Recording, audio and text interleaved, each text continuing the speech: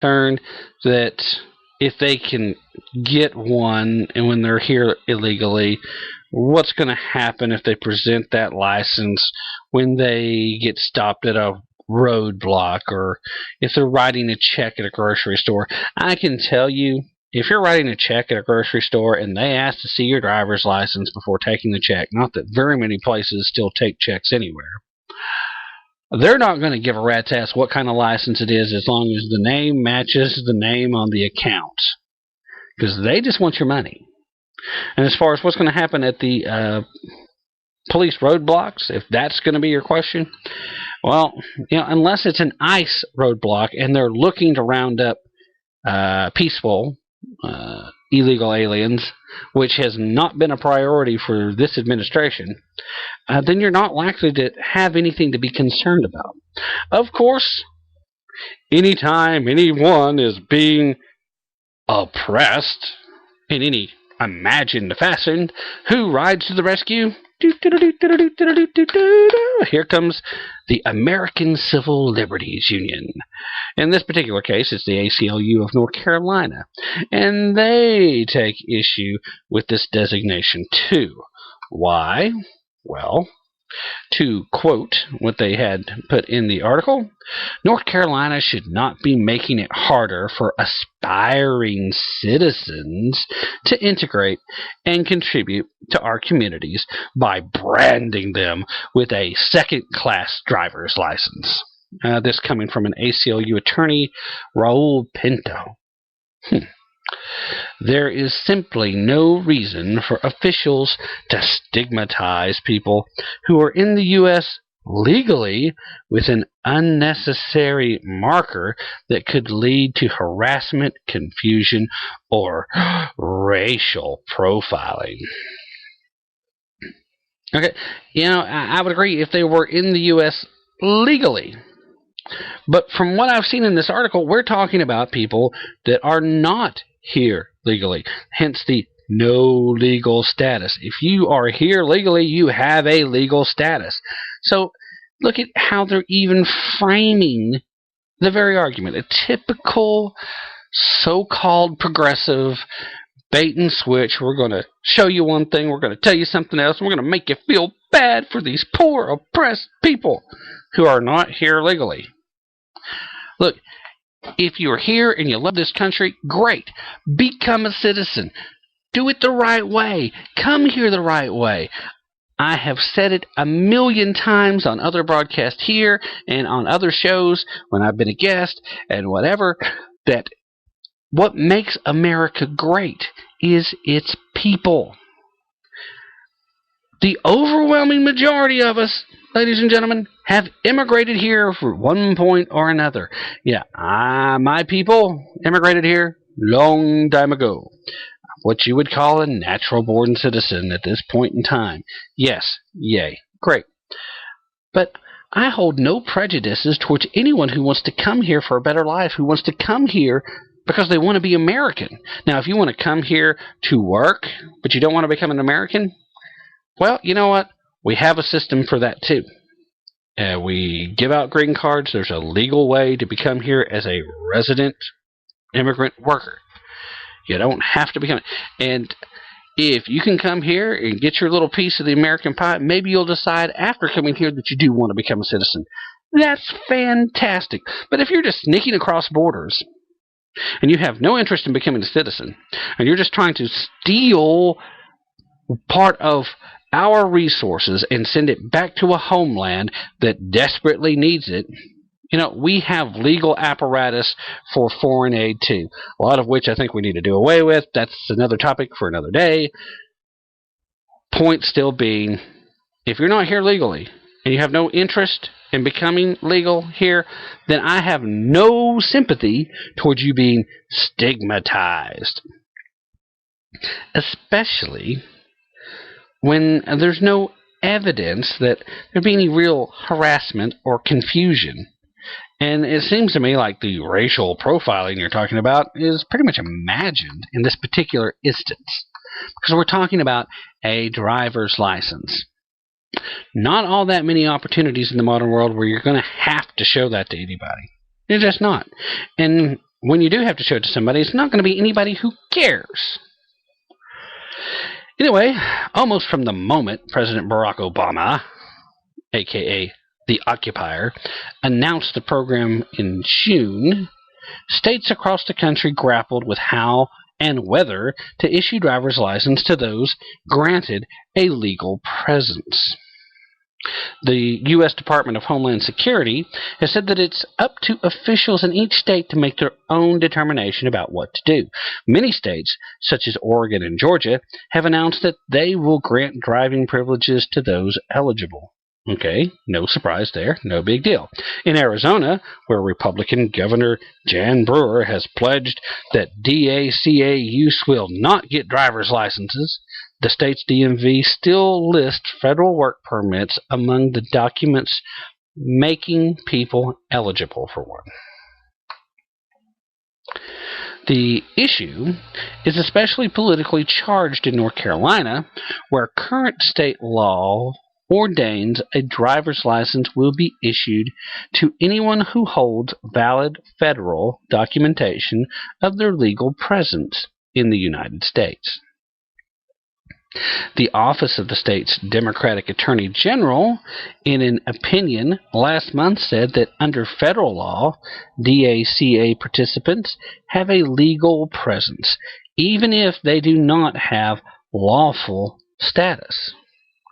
Therefore, state law requires that DACA participants be granted licenses. Republican Governor Pat McCrory's administration agreed, announcing last week the DMV would begin issuing the licenses. That has upset many conservatives in McCrory's own party, including Representative Mark Brody. He is one of 4 freshman legislators who introduced a bill this past Thursday to bar DMV from issuing licenses to DACA participants before June 15th, potentially giving time to craft a permanent change to state law. Brody said that he believes strongly that the DACA program violates the U.S. Constitution because it was implemented without congressional approval. Obama said last year he was forced to take the executive action by the decades-long failure of Congress to consider meaningful immigration reform. Bottom line here is the license program is a way of legitimizing their presence here, and it's a way to allow them to go vote. Now, make no mistake about it, they're fighting photo ID laws everywhere across the board because they don't want you to have to prove it, especially in states where they don't still, states where they still won't issue a driver's license to an illegal alien. Why do the Democrats want illegal aliens to vote? Because they're convinced that the Hispanic population is always going to vote Democratic, regardless of what the personal lifestyle of Hispanics tend to be. The truth of the matter is, most Hispanics come from a strong, rich family culture that has very defined conservative values. These people should be voting Republican left and right, much as several other minorities should be if they really took the time to look at what the platform of the parties are. All right, ladies and gentlemen, let's go ahead and take a quick commercial break, and when we return, we will get to the topic at hand and cover a few more issues too. Come back to the other side, and we'll continue with Tap Into the Truth.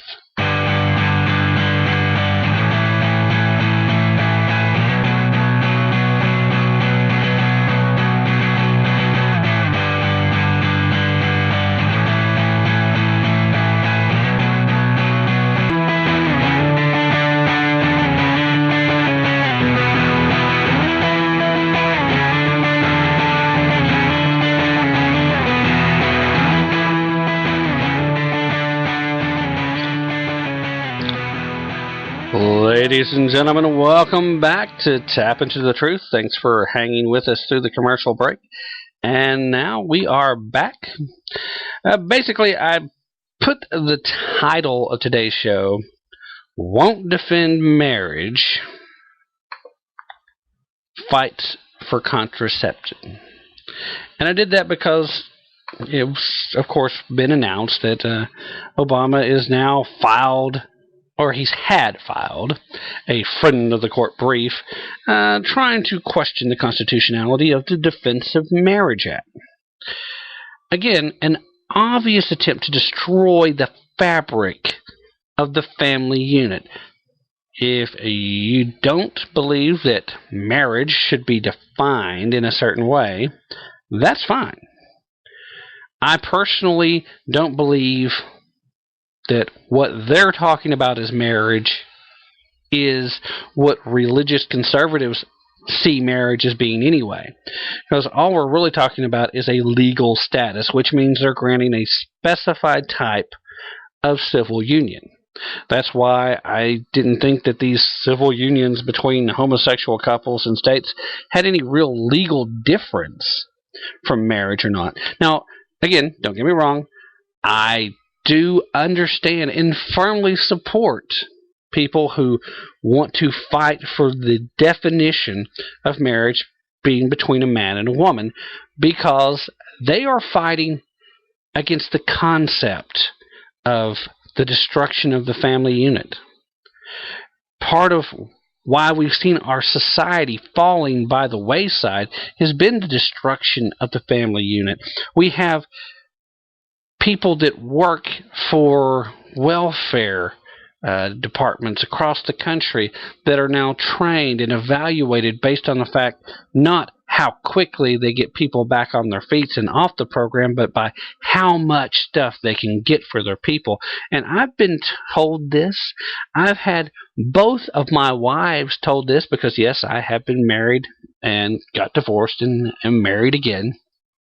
But I've had them both told when times were lean and we needed additional help, when we went to get food stamps, and even in trying to get car insurance now, for crying out loud, that they'd be better off getting a policy. They'd be better off getting benefits if we got divorced. Or we could stay together. That wouldn't matter. But you can't be married. Why is a policy set up that way in the first place? Why would a program be set up for assistance of a family unit that wants to dissolve the family? At any rate, the White House is pushing courts to force the contraception issue, which is an issue, as far as I'm concerned, that is a matter of religious freedom and must be squashed. Obamacare as a whole needs to be squashed. It is a ridiculous monstrosity. If you want to do something to try and help make healthcare more affordable, let's use some common sense and build something that's going to work. This won't. But the administration wants courts to force companies that are protesting the contraceptive requirement included in the Obamacare to provide the service before the legal fight is resolved. In other words, while we're fighting for this, you have to go ahead and do it. Instead of what's normally done, if there's a legal battle going on, the whole issue is put to the side until it's decided. Almost 50 separate lawsuits have already been filed by religious organizations and private businesses against the Health Care Act's requirements that contraceptive coverage be provided to their employees. More than half of them were filed by church-affiliated organizations. But while the lawsuits claim the White House is violating religious freedoms, the administration argues that private business must comply with the law because they are not entitled to the same protections as religious groups or individuals. Trial courts have allowed some companies to ignore the requirements until final decisions are made on the underlying issues of religious freedom. And many of the lawsuits have been put on hold until the fall because that part of the law doesn't go into effect until then. And there is this legal precept that you can't file a suit or a complaint against a law until it actually affects you. And that's why that's been done. Legal experts predict the issue will end up before the Supreme Court as soon as next winter. Opponents say the Religious Freedom Restoration Act protects companies as well as religious organizations and claim that government can't order business owners to go against their religious beliefs and provide